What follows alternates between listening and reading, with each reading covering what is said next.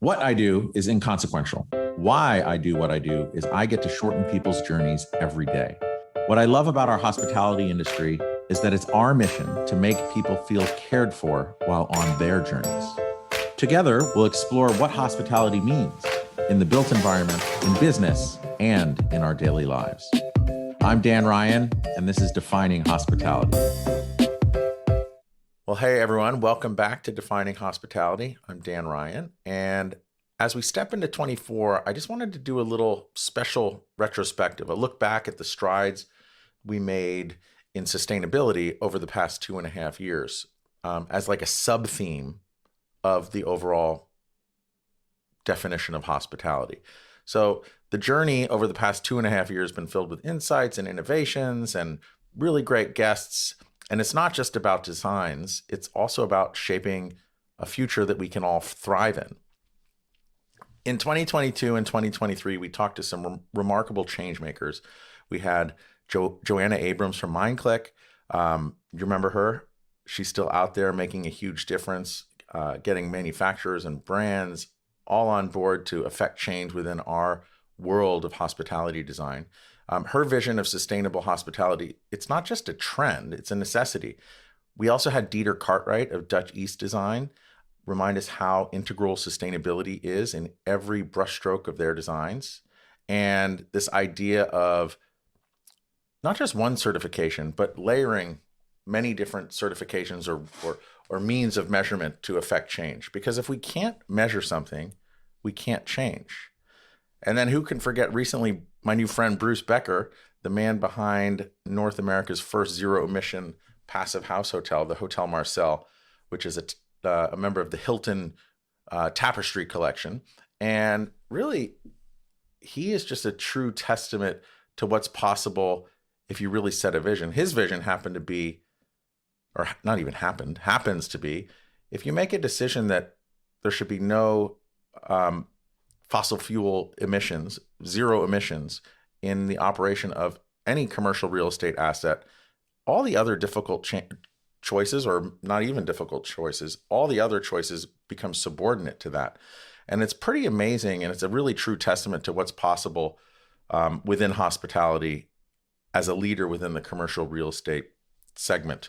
And lastly, Heather Ciszczon from NuovoRE, she showcased how sustainable development can both be innovative and practical with some of her examples of adaptive reuse.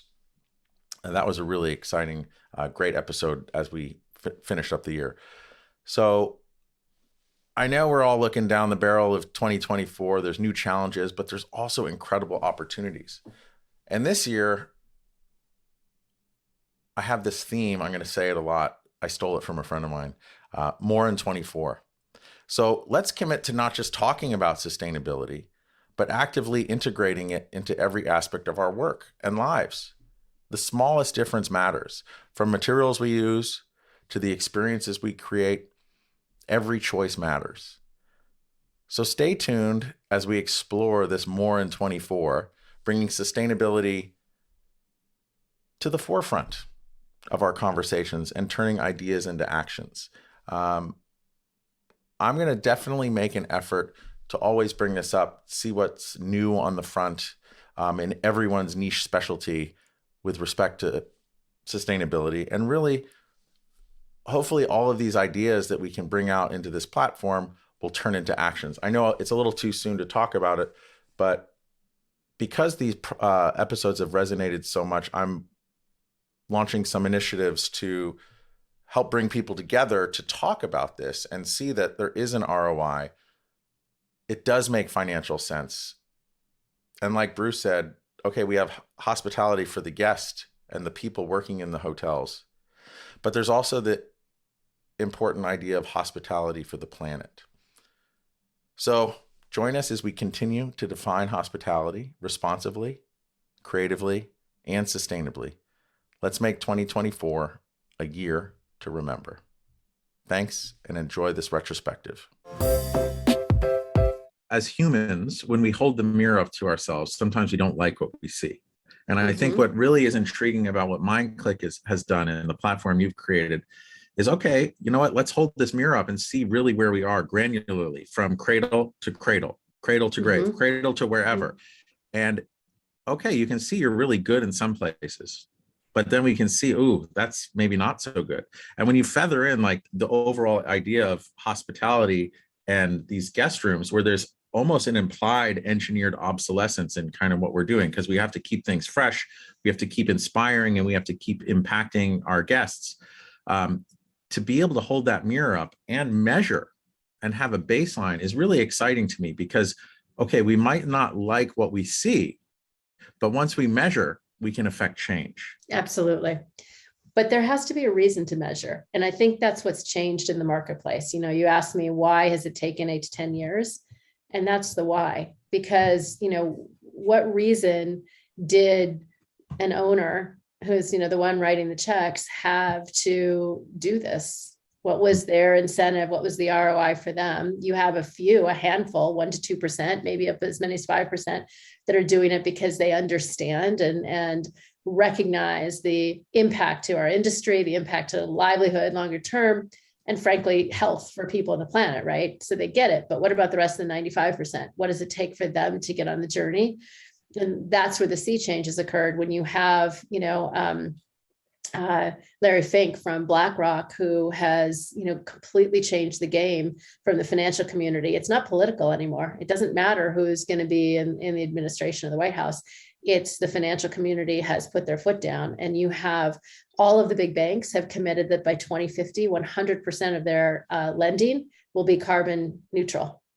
I mean, wow, that's huge. And they're starting to measure today.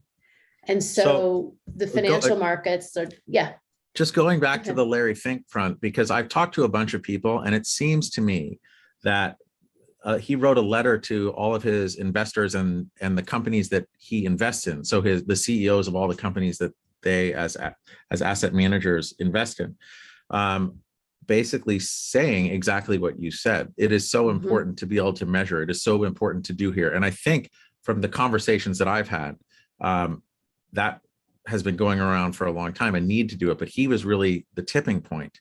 And I think one of the big voices of the tipping point was Greta Thunberg. I can't say her last name perfectly because I don't speak Norwegian, but just holding up that mirror to all of us and saying, hey, we need to make a change. And he did it, I think his intention really was truly, yes, there's a profit motive, but also more than that, I think it really was, we have to change. We are on a path to nowhere.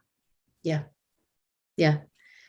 I think that's absolutely right. And I would say that Greta is the spokesperson for a generation who has grown up seeing things happen so quickly in terms of a changing climate and a changing world. And they are much more informed and aware and are challenging all of us to do something about it. And so it's not just, you know, Greta as an individual, but it's a primary job, a recruiting requirement, right? If you aren't talking about the initiatives that you have underway from an environmental and social responsibility standpoint, you're not as appealing to, you know, today's the workforce of today. And it's not just about lip service. They really want to see action. And that's just a sea change. And we're also seeing people that have risen into management roles now who share these same values. And now that they're in a position to do something about it, they are doing something about it. You feel like you guys are going a different way. How do you bring it back and create that space so that it's collaborative, and that at the end you guys are all good with the path that you're going? How do you create that space, and what do you do with it, I guess, is my question. Yeah, you have to hand it over. You've got to let go and acknowledge someone's direction and ownership. That's the way we look at it. I mean, we just opened Hotel Marcel, like maybe not even four weeks ago. That is an example where one of us led the overall cohesive design vision. That was Lara. and then the two other partners come in and support in our various expertise, understand the overall direction, own it, buy into it, and then be able to collaborate, provide input, and take ownership of smaller parts based on that kind of core direction, that core set of principles that have been established. So, you're there enough. No, Sorry, but, actually, that's one project that's a good example. No, but you beat me to the punch on Hotel Marcel, because actually I wanted to get there at some point, but let's just do it right now. Because for those of you who don't know, Hotel Marcel, it's a Hilton Curio in New Haven. It's not a Hilton Curio. What is it? Tapestry. A Tapestry. I'm sorry. It's a Tapestry by Hilton. Apologies. It's in New Haven. But the name, the hotel, and where it is, I think, as important as all that is, the most important thing, I think, is that it's the first net zero hotel in North America or the world? No, in the US. Yeah. In the US. Okay. Yes. So for those of you who don't know, I would like Dieter to explain what net zero means. And as you're explaining that, to me, I think from a sustainability perspective, as like humanity, I think it's a great first step. But where do you see this going into the future? So it's got a couple of other accolades it's shooting for as well. Technically, it's not net zero yet. It has to have 1 full year of operation. So you see it through all its seasons, see it perform, all months of the year. Essentially, net zero means that it's using less than it gives back. In very simplistic terms, it's zeroing out. It's also aiming to be a LEED Platinum hotel, and shooting to be the first passive house certified hotel in the US. And that's a European certification that our client is implementing in the building as well. So there's sort of there's a Venn diagram of 3 overlapping set of parameters. What's interesting about net zero, though, is you're not actually required to be disconnected from fossil fuels. You can be net zero, but using fossil fuels. But in this case, we're completely disconnected from all fossil fuels. So even the commercial kitchen on premises for the restaurant functions on electricity alone, no gas. Really? So they're kind of the 3 targets.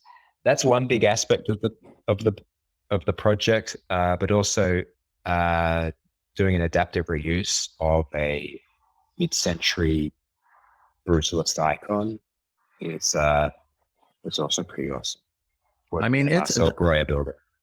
Yeah, I mean, the building as an example of brutalism, like right off, it's kind of like close to the water, near the freeway, by the train station. It is this huge monolith, and to see how that's been reimagined as a hotel is like completely mind-blowing. And I haven't been there yet, I will go soon, but it's from all the photos I've seen, all the press I've read about it, it's amazing. And when you're walking in, from what I'm seeing, it's totally not brutal in any way, shape, or form.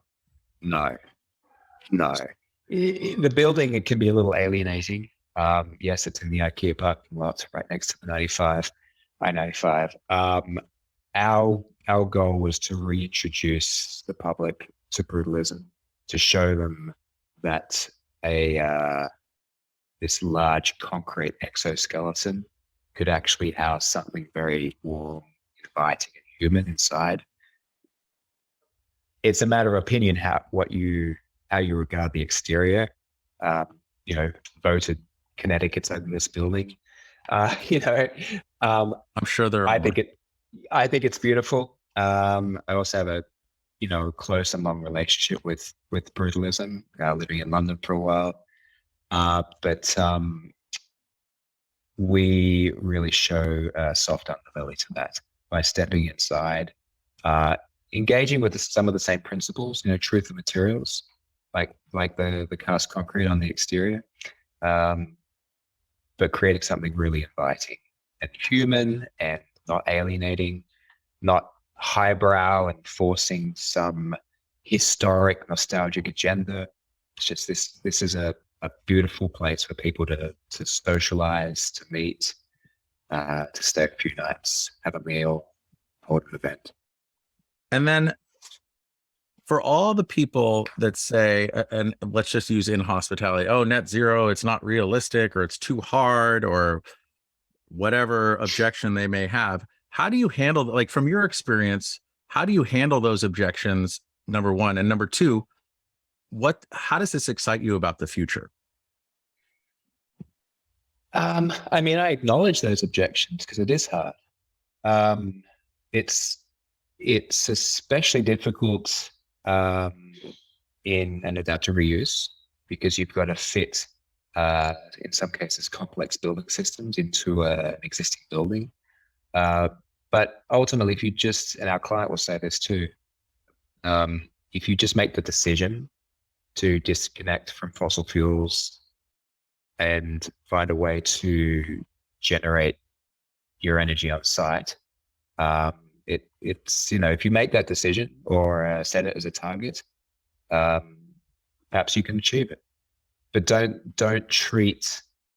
I think each classification or qualification in sustainability is really important in its own right.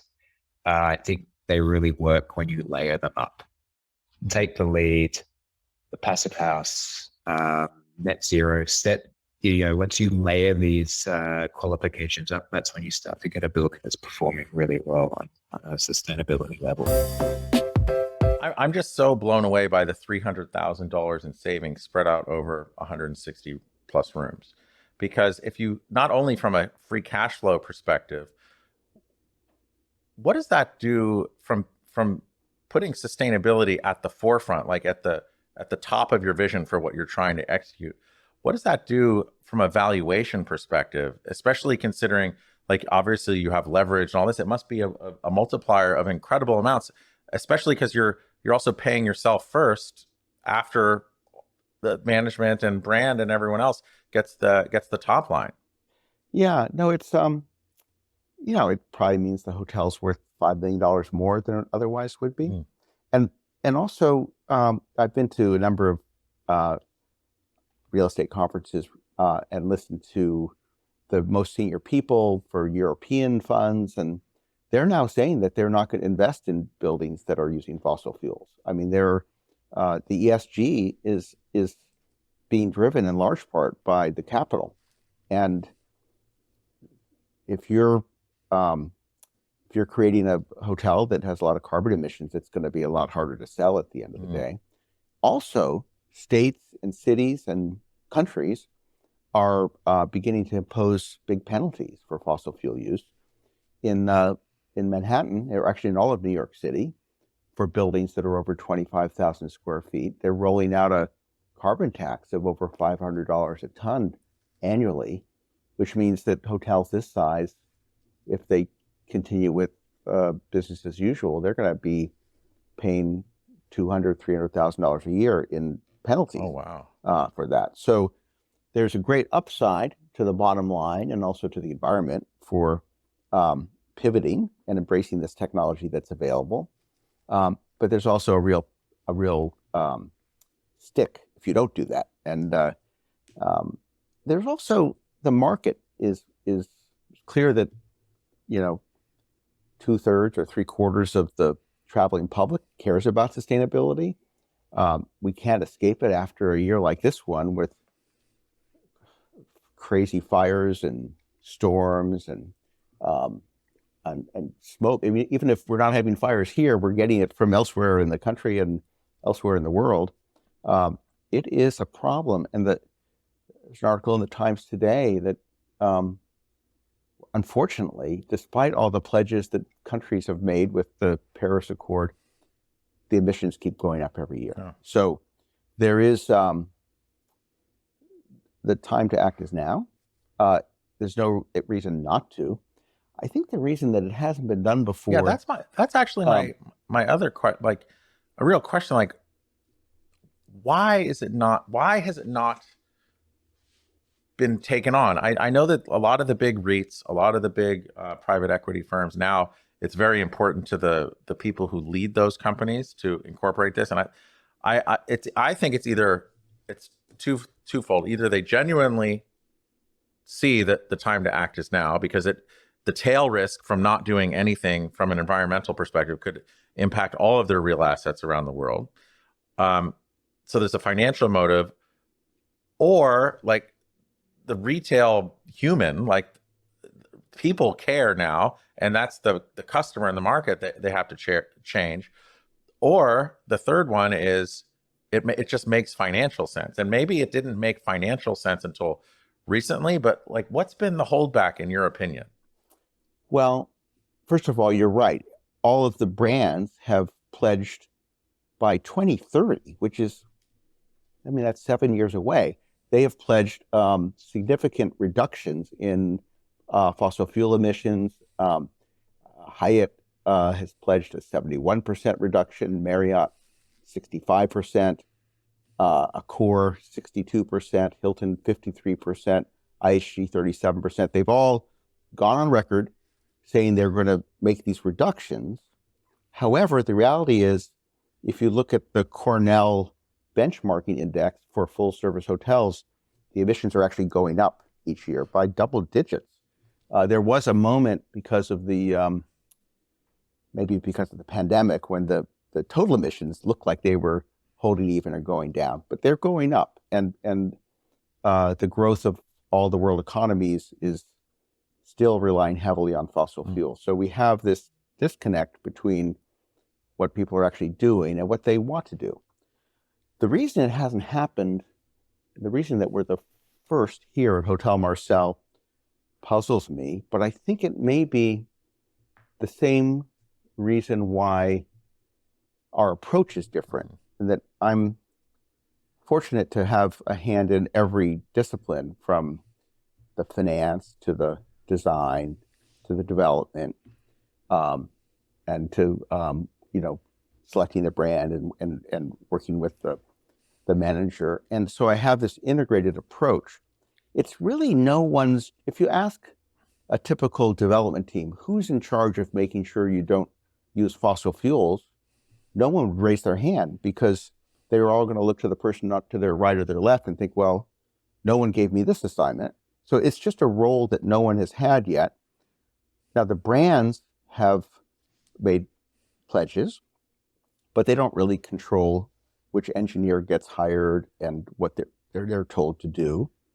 The hospitality industry is, in many ways, it's so complicated and so hard to just open a hotel that is on budget, on schedule, and can pay the mortgage, that I think there's a tendency to just repeat successful models, which is the whole basis for the hard branded hotels. You have a recipe that works, so you repeat it and you expect the same results. But if you're going to overlay all the thousands of decisions that get made and add one more criteria, I mean, everyone wants to make hotels as beautiful as possible. They obviously want to have a balanced operating budget and a balanced development budget. But apparently we're the first development team that has said, in addition to everything else we have to do, we're just not going to use fossil fuels. Once you make that decision, everything else falls into place. It's actually quite effortless. It's the same amount of effort as buying an electric car versus a gas car. You just make a different consumer choice. But you do that you really only have to do that about 15 times. When you buy your kitchen equipment, when you buy your laundry equipment, when you buy your hotel shuttle vehicle. When you're evaluating a new project for your company, and you're walking the property, you're doing the back of the envelopes, and then you're like, okay, let's see if we can make this thing happen. I know you've said the word team and how important the team is many, many times in this conversation. Like, what's your process for each? Because each project is totally different. Like, how do you think about finding and assembling that team? Yeah, that's a great question. And I think one of the things to back up on, I'm not going to profess that we've done this a million times. These projects tend to take a little bit longer. And then with COVID and with some other challenges we've had, historic tax credits, we pursue those, and sometimes they can elongate a project. These projects can easily take 3 to 5 years. So to get reps, we're in this for the long run, and I still have a lot to learn. But for every project we look at, it's very specific to its locale, and you kind of go in and you let the building tell you a lot about what it's doing. I think part of it is having teams that have experience, right? You need teams who say, I know historic buildings, I know how to work with them, I know how to work with the SHPO and NPS. People who say, oh, I've worked in historic buildings, but they haven't done the tax credit work. Those are two separate things. So it's really finding a very honed skill set. And then working with our operator, we work a lot with New Waterloo. They're out of Austin, Texas. And they help establish, they create the North Star for the project. So, we find a building, it's in whatever city, historic, and they'll create a North Star, and we all kind of work on that. And then we look at that North Star and go, okay, is there, I don't know, depending on what it is there a certain energy level or design aesthetic, or is there something special about this that might need a certain interior designer? And then you also look at all the technical aspects too. Like, okay, I think we're going to need, this acoustic person, or we're going to need someone special to look at this, and who's got the right skill set. And then it's a lot of interviewing too, to talk to people and say, here's what is important to us for this team, for this project. And then finally, one of the things that's really important to us, to NuovoRE, as we develop these historic properties, is the whole reason behind it is that we're interested in social and environmental impact in these communities. We're specifically saying, okay, right now this neighborhood or this building may not be the best, and if we come in having a hotel there with all these new jobs, it's a 24/7, 365 energy hub that's happening. How can we create change in this specific neighborhood that's really transformational? It's catalyzing a neighborhood. That's what our end goal is. It's not just like, hey, we have a hotel, it's great. We're making change in a neighborhood, and it's deep. It's high. There's people who now have jobs available, and it's more people on the street. It's that Jane Jacobs theory of people on the street, which causes security, and safety to no longer be the issue it was, but it takes time. And so we're trying to prove that out. But all these things come together. And so there's part of that mission and ethos that when we're putting a team together, I want to make sure someone's, just conscience is there too. Are they interested in that? And if they're really not, then they're probably not the right member for our team. They could have the perfect skill set, but I really hope that they share that end goal with us because it's meaningful. I want to dig into a little, because I've had a couple conversations recently, like I said before, on just adaptive reuse and sustainable development. And I'm intrigued by the tax credit work. You said something about like the tax credit work as a whole requires a whole different skill set. And I assume a lot of the tax credit work has a lot to do with making some of these more challenging buildings pencil out. So what's so challenging about it? And how do you just enlighten me on that? Like what's the most challenging thing about it? So there's kind of typically two historic tax credits available to a project. One would be the state, and one would be the federal program.